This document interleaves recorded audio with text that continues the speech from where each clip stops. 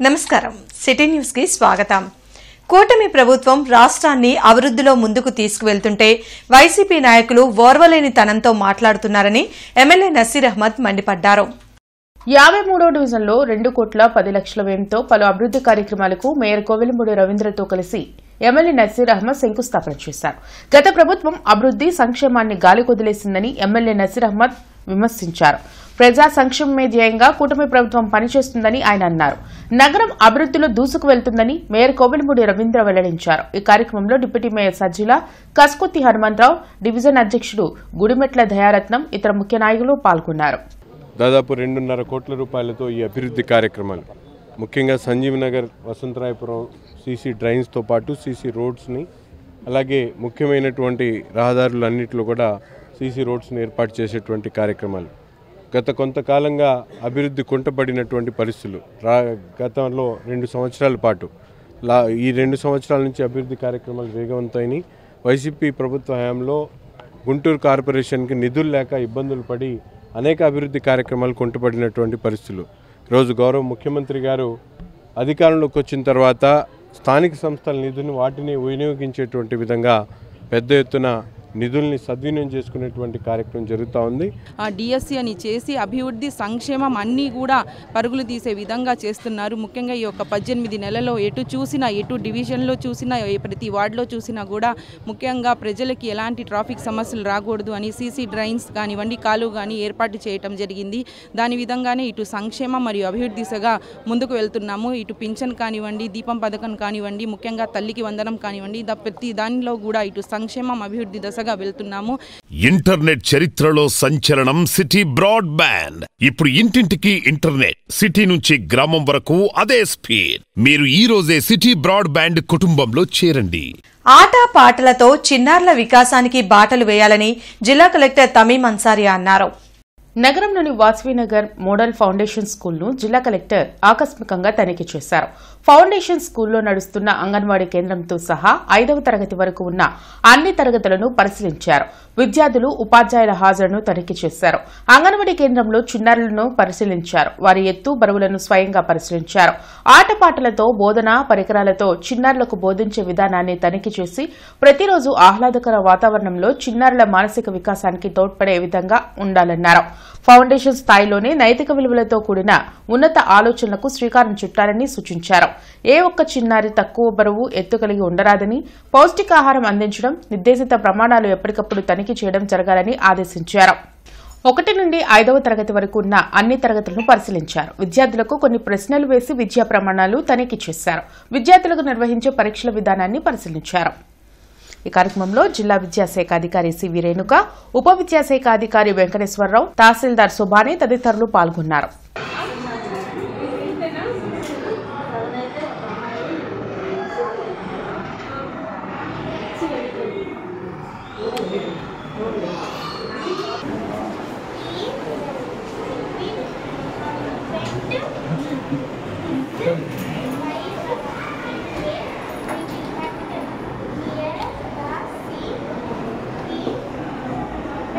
ప్రజల మధ్య విద్వేషాలు రెచ్చగొడుతూ బీజేపీ రాజకీయ లబ్ది పొందాలని చూడడం సిగ్గుచేటని AP PCC working president Mastan Vali, AICC జిల్లా ఇన్ఛార్జ్ సౌమ్యారెడ్డి విమర్శించారు. గుంటూరు తూర్పు నియోజకవర్గంలో సంస్థాగత నిర్మాణ కార్యక్రమం జరిగింది. అంజుమన్ షాదీఖానాలో నిర్వహించిన కార్యక్రమంలో మస్తాన్ వలీ, సౌమ్యారెడ్డితో పాటు లింగంశెట్టి ఈశ్వరరావు, కరీం, ఇతర నాయకులు పాల్గొన్నారు. ఎన్నికల సంఘం బీజేపీకి తొత్తుగా మారి ప్రజాస్వామ్యంను కూనీ చేయడం కరెక్ట్ కాదని నేతలు అన్నారు. కాంగ్రెస్ పార్టీని సంస్థాగతంగా బలోపేతం చేసేందుకు కృషి చేస్తున్నట్లు వారు వెల్లడించారు. We have seen YSR party, we have seen TDP, and this is an opportunity for us to work together so that in the next elections, I'm sure we will get good numbers. So under the leadership of our AICC President, Rahul Ji, Sonia Ji, because all our leaders over here as well, I'm here, also available to meet individually after this meeting as well. ఒక రాష్ట్రంలో కాంగ్రెస్ పార్టీకి India కూటమి ఓట్లేస్తూ ఉంటే బలవంతంగా ఓట్లు తొలగిస్తూ ఉన్నారు. ఇది ప్రజాస్వామ్యానికి ప్రమాదం. మీకు చదువుకున్నవాడు, మీకు పనిచేసేవాడు, మీ మధ్యలో ఉన్నటువంటి వ్యక్తిని గెలిపించుకుంటే మా న్యాయం జరిగిద్దని ప్రజలు ఆశిస్తారు. కానీ వాళ్ళ నరేంద్ర మోడీ గారు ఏం చేస్తున్నాడంటే తనకున్నటువంటి ఆర్థిక బలం, అంగబలం, ఈ బలంతో ప్రభుత్వ సంస్థలన్నింటినీ కూడా తన చుప్పెట్లో పెట్టుకొని ఎలక్షన్ కమిషన్ అనేటటువంటి స్వతంత్ర ప్రతిపత్తి కలిగినటువంటి సంస్థని తన ఏజెంట్గా వాడుకుంటే ఉంటే ఇది దేశానికి ప్రమాదం జరగబోతుంది అనేటటువంటి విషయాన్ని ఈ సందర్భంగా గుర్తు చేస్తూ రాష్ట్ర ప్రజలకు కూటమి ప్రభుత్వం త్రిశంకు స్వర్గం చూపిస్తుందని సిపిఐ రాష్ట్ర కార్యదర్శి వర్గ సభ్యులు జంగాల అజయ్ కుమార్ ధ్వజమెత్తారు. కొత్తపేట మల్లెలింగం భవన్లో జరిగిన మీడియా సమావేశంలో ఆయన మాట్లాడారు. సిపిఐ పార్టీ 100 సంవత్సరాలు పూర్తి చేసుకున్న సందర్భంగా డిసెంబర్ 26వ తేదీన ఖమ్మం నగరంలో భారీ బహిరంగ సభ జరగనుందని తెలిపారు. ముఖ్యమంత్రి చంద్రబాబు నాయుడు ఎన్నికల సమయంలో ఇచ్చిన హామీలను తుంగలో తొక్కారని మండిపడ్డారు. రైతాంగానికి గిట్టుబాటు ధర కల్పించకుండా చంద్రబాబు వారి ఉసురు పోసుకుంటున్నారన్నారు. రైతాంగం కంటతడి పెట్టినా ఏ రాష్ట్రం బాగుపడిన దాఖలాలు లేవన్నారు. రాష్ట్రం గంజాయిమయం అయిపోయిందని ఆవేదన వ్యక్తం చేశారు. గుంటూరు నగర శివారు ప్రాంతంలో గంజాయి బ్యాచ్ వికృత చేష్టలకు పాల్పడుతున్నారని వారిని కట్టడి చేయాలని కోరారు. ఈ కార్యక్రమంలో రాష్ట్ర కార్యవర్గ సభ్యులు బందెల నాసర్జీ, జిల్లా కార్యదర్శి కోట మాల్యాద్రి, జిల్లా సహాయ కార్యదర్శి మేడా హనుమంతరావు, నగర కార్యదర్శి ఆకిటి అరుణ్ కుమార్ పాల్గొన్నారు. చంద్రబాబు నాయుడు గారికి ఒకటే చెప్తా ఉన్నాం, రైతాంగం కంట నీరు పెట్టిన ఏ రాష్ట్రం, ఏ దేశం ప్రపంచంలో బాగుపడిన దాఖలాలు లేవు. గత ప్రభుత్వాలు రైతాంగాన్ని విస్మరించింది కాబట్టే నిన్ను తీసుకెళ్లి అధికారంలో కూర్చోబెట్టారు. కానీ నువ్వు ఇవాళ రైతాంగాన్ని వంచావు, మోసం చేశావు. కాబట్టి రాబోయే రోజుల్లో రైతాంగం తగిన గుణపాఠం నేర్పి తీరుతారు. వాళ్ళు ఒక్క పంటకు కూడా గిట్టుబాటు ధర లేకపోవటాన్ని ప్రజలందరూ విలవిల్లాడిపోతూ ఉన్నారు.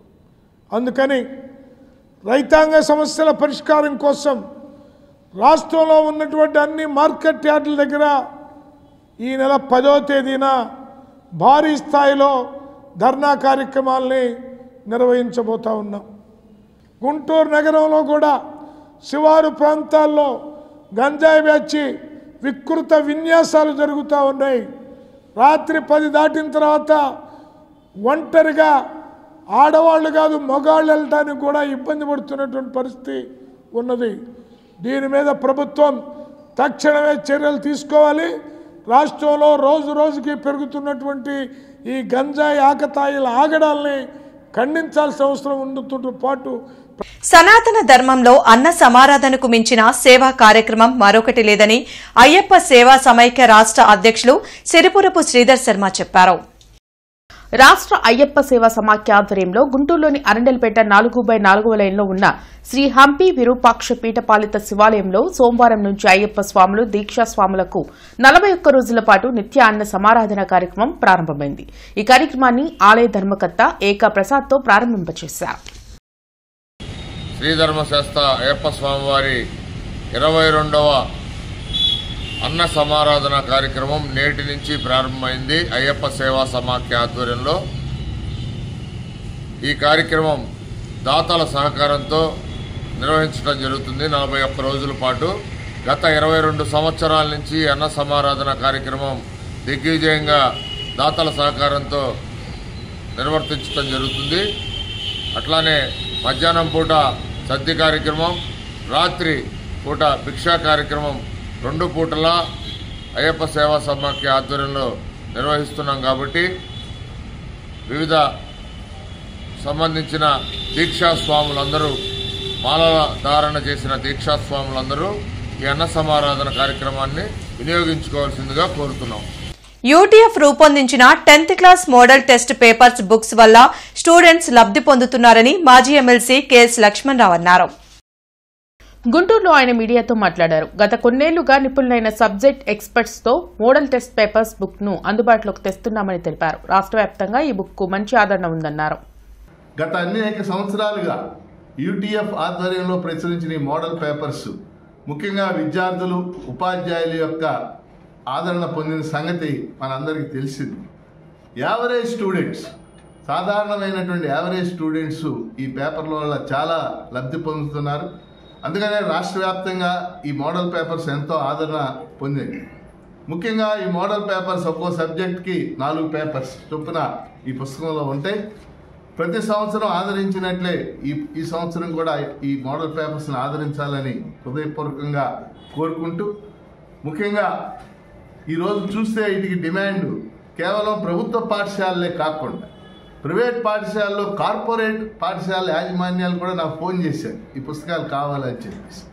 అంత డిమాండ్ క్రియేట్ అయ్యే విధంగా నిపుణులైనటువంటి ఉపాధ్యాయులు వీటిని రాయటమే దీనికి ప్రధానమైన కారణం. వారందరికీ కూడా అభినందనలు. అలాగే యూటీఎఫ్ నాయకత్వానికి కూడా నేను అభినందనలు తెలియజేస్తాను. రైతుల్ని అడ్డు పెట్టుకుని మోసాలకు పాల్పడే వారిని ఎట్టి పరిస్థితుల్లోనూ వదిలేది లేదని ఎమ్మెల్యే బూర్ల రామాంజనేయులు హెచ్చరించారు. గుంటూరు ప్రత్తిపాడు నియోజకవర్గ రైతులతో కలిసి ఎమ్మెల్యే రామాంజనేయులు మీడియాతో మాట్లాడారు. ఫెర్టిలైజర్ బిజినెస్ చేస్తూ నాగిరెడ్డి అనే వ్యక్తి దాదాపు 10 గ్రామాల రైతుల నుంచి ఎక్కువ వడ్డీ ఆశ చూపి 40 కోట్ల రూపాయలను వసూలు చేసి ఎగ్గొట్టారని చెప్పారు.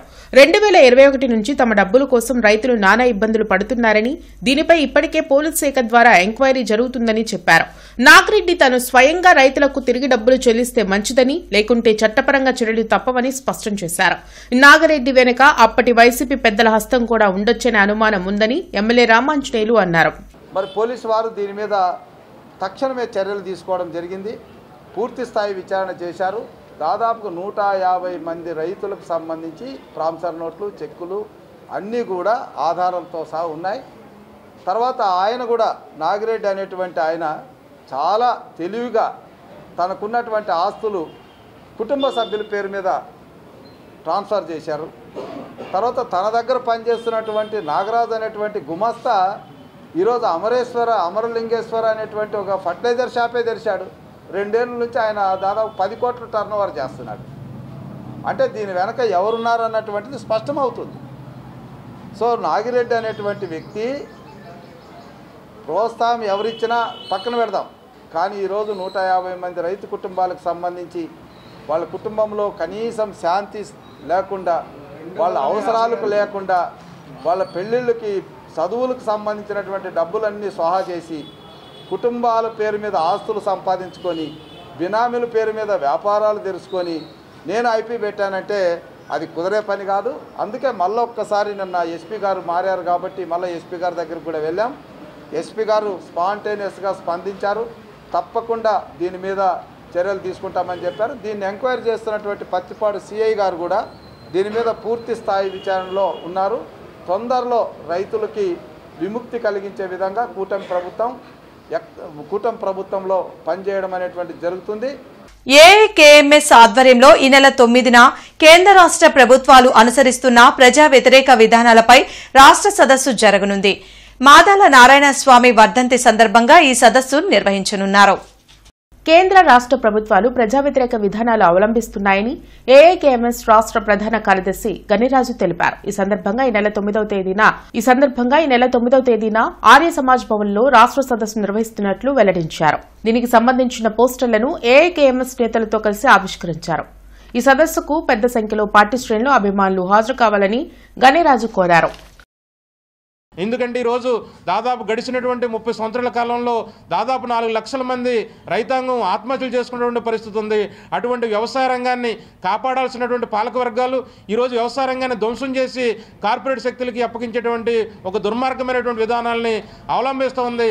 దీన్ని అఖిల భారత రైతు కూలీ సంఘం తీవ్రంగా వ్యతిరేకిస్తూ ఉంది. వ్యవసాయ రంగాన్ని కార్పొరేట్ శక్తులకి అప్పగించడాన్ని తీవ్రంగా వ్యతిరేకిస్తూ ఉంది. వ్యవసాయ బోటక ప్రణాళికల్ని తక్షణం వెనక్కి తీసుకోవాలని కూడా ఈ సందర్భంగా మేము డిమాండ్ చేస్తూ ఉన్నాం. రేపు విజయవాడలో జరగనున్న అగ్రిగోల్డ్ బాధితుల ఆవేదన దీక్షను జయప్రదం చేయాలని సిపిఐ నగర కార్యదర్శి అకిటి అరుణ్ కుమార్ పిలుపునిచ్చారు. కొత్తపేట మల్లెలింగంలో Agrigold customers and agents welfare association ఆధ్వర్యంలో మీడియా సమావేశం జరిగింది. ఈ సందర్భంగా నగర కార్యదర్శి ఆకిటి అరుణ్ కుమార్ మాట్లాడుతూ అగ్రిగోల్డ్ కంపెనీ లక్షలాది మంది కస్టమర్లను మోసం చేసిందని మండిపడ్డారు. అగ్రిగోల్డ్ సంస్థకు 1000 కోట్ల ఆస్తులు ఉన్నా బాధితులకు న్యాయం చేసేందుకు ఈ ప్రభుత్వం ముందుకు రాకపోవడం విడ్డూరంగా ఉందన్నారు. అగ్రిగోల్డ్ బాధితులు ప్రతి పైసా వసూలు చేసే వరకు సిపిఐ పార్టీ పోరాటం చేస్తుందని హెచ్చరించారు. ఈ కార్యక్రమంలో జంగాల చైతన్య, అగ్రిగోల్డ్ కస్టమర్లు, ఏజెంట్లు పాల్గొన్నారు. అగ్రిగోల్డ్ సంబంధించినటువంటి ఆస్తులు 1000 కోట్లకు సంబంధించిన ఆస్తులు మనకు కనిపిస్తూ ఉన్నాయి. అదేవిధంగా వారు చేసేటువంటి మోసం ఏదైతే ఉందో అది కూడా కళ్ళకన్నట్టు కనిపిస్తూ ఉంది. ఈ ప్రభుత్వం ఎందుకు మీనమేషాలు లెక్కిస్తూ ఉందో అర్థం కానటువంటి పరిస్థితి. ఒక నికార్సైనటువంటి అధికారులతో ఒక సిట్ ఏర్పాటు చేయాలని చెప్పి సిపిఐగా డిమాండ్ చేస్తా ఉన్నాం. కాపునాడు రాష్ట్ర కార్యదర్శి రాగం సదాశివరావు జన్మదిన వేడుకలు అరండల్పేటలో జరిగాయి. వింగ్స్ అండ్ స్వింగ్స్ ఆధ్వర్యంలో ఈ వేడుకలు ఘనంగా నిర్వహించారు. కాపుల సంక్షేమం కోసం రాగం సదాశివరావు నిత్యం కృషి చేస్తున్నారని పలువురు నేతలు తెలిపారు. అరండల్పేటలో జరిగిన సదాశివరావు జన్మదిన వేడుకల్లో చందు సాంబశివరావు, రేగల ప్రభాకర్, ఎర్రగొప్పు నాగేశ్వరరావు, దళావాయి సుబ్రహ్మణ్యం, చక్రపాణి, ఇతర నేతలు, వింగ్స్ అండ్ స్వింగ్స్ ప్రతినిధులు పాల్గొన్నారు. అనంతరం నేతలతో కేక్ కట్ చేసి సంబరాలు జరిపారు. కాపుల సంక్షేమం కోసం నిరంతరం కృషి చేయాలని వారు ఆకాంక్షించారు. రానున్న రోజుల్లో సదాశివరావు గారు ముందు వారు మంచి పురోగతి చెందాలని, వారు ఏదైతే ఎంచుకొని నడుస్తున్నారో ముందు అదే మార్గంలో నడవాలని, వారికి ఈ పెద్దల ఆశీస్సులన్నీ ఉంటాయని, ఆయన ముందుకు నడుచుకుంటా పెద్దల ఆశీస్సులు పొందుతూ ప్రజాసేవలో ఆయన నిమగ్నమై ముందుకు నడవాలని కోరుకుంటూ వారి నిండు నూరేళ్లు అష్టైశ్వర్యాలు ఆయురారోగ్యాలతో పాటు వాళ్ళ కుటుంబ సభ్యులందరూ కూడాను మన వింగ్స్ అండ్ స్వింగ్స్ అసోసియేషన్ తరఫున, అట్నే కాపునాడు తరఫున, ఇక్కడ వచ్చిన పెద్దల తరఫున జన్మదిన శుభాకాంక్షలు చేసుకుంటున్నామండి. శుభోదయం. ఈ పుట్టినరోజు వేడుకలకి మన చందు సాంబశివరావు గారు, జనసేన నాయకులు చందు సాంబశివరావు గారు, ఎర్రగోపు నాగేశ్వరరావు గారు, దళవాయి సుబ్రహ్మణ్యం, మాదా రాధా గారు, దళవాయి సుబ్రహ్మణ్యం గారు, చెన్నంశెట్టి చక్రపాణి గారు, చందు సాంబశివరావు గారు చెప్పాను. వీళ్ళందరూ మాకు వచ్చి శుభాకాంక్షలు భాస్కరరావు గారు, వీరందరూ నాకు వచ్చి శుభాకాంక్షలు తెలిపారు. వాళ్ళందరికీ నేను కృతజ్ఞతలు తెలుపుకుంటున్నాను. ఇంటర్నెట్ చరిత్రలో సంచలనం సిటీ బ్రాడ్బ్యాండ్. ఇప్పుడు ఇంటింటికి ఇంటర్నెట్, సిటీ నుంచి గ్రామం వరకు అదే స్పీడ్. మీరు ఈ రోజే సిటీ బ్రాడ్బ్యాండ్ కుటుంబంలో చేరండి. Scope foundation director doctor Kondalarao ఆధ్వర్యంలో లూర్దు హై స్కూల్లో ప్రపంచ ఎయిడ్స్ దినోత్సవం అవగాహన కార్యక్రమం నిర్వహించారు. ఈ కార్యక్రమానికి హెడ్ మాస్టర్ ఎం బాలశౌరి అధ్యక్షత వహించారు. ముఖ్య అతిథిగా బి రాజేశ్వరరావు ఐఆర్ఎస్ మాట్లాడుతూ విద్యార్థులను ఉద్దేశించి చెడు లక్షణాలు, చెడు అలవాట్లకు లోను కాకుండా ఉంటే ఎయిడ్స్ మన దగ్గరకు కూడా రాదని చెప్పారు. బాగా ఇష్టపడి కష్టపడి చదువుకుంటే ఉన్నత అధికారంలో ఉండవచ్చని తెలిపారు. ఈ సందర్భంగా స్కోప్ వారి సేవలను కొనియాడారు. ఈ కార్యక్రమంలో జోసెఫ్, బ్రహ్మయ్య నాయక్ స్వామి, మహమ్మద్, టీచర్స్ పాల్గొన్నారు. అనంతరం ర్యాలీ నిర్వహించారు. అంటే మీరు ఏం కావాలి పెద్దయినాక కనీసం కొంతమంది మనం చూడలేనటువంటి బ్యాక్టీరియా కానీ వైరస్ కానీ ఎక్కడ కనపడవు మనం, కానీ లోపల ఉంటాయి, లోపలికి వస్తాయి. అసలు మాట్లాడు, ఎవరు మాట్లాడు, గుడ్ స్టూడెంట్, మీకంటే మంచివాడు లేడన్నట్టుగా బిహేవ్ చేయండి. అది మనకి డాక్టర్స్ చూస్తారు మైక్రోస్కోప్లో, బ్యాక్టీరియా అయినా లేదా వైరస్ అయినా జబ్బులు ఎక్కువ మనం కనపడకుండా జబ్బులు క్రియేట్ చేస్తాయి. వాటిని మనం అరికట్టాలి. ఈరోజు ఎటువంటి ఇమ్యూనో డెఫిషియన్సీ సిండ్రోమ్ అనేటువంటిది ఒకప్పుడు భారీగా ఉండేది, ఇప్పుడు కనపడట్లా. కానీ లేదని అనకూడదు, కనపడట్లేదండి. ఏంటంటే అది డార్మెంట్గా బాడీలో కనపడవు. ఎప్పుడైతే మీకు జబ్బు ఎక్కువ అవుతుంటుందో. ఈ వార్తలు ఇంతటితో సమాప్తం. నమస్కారం.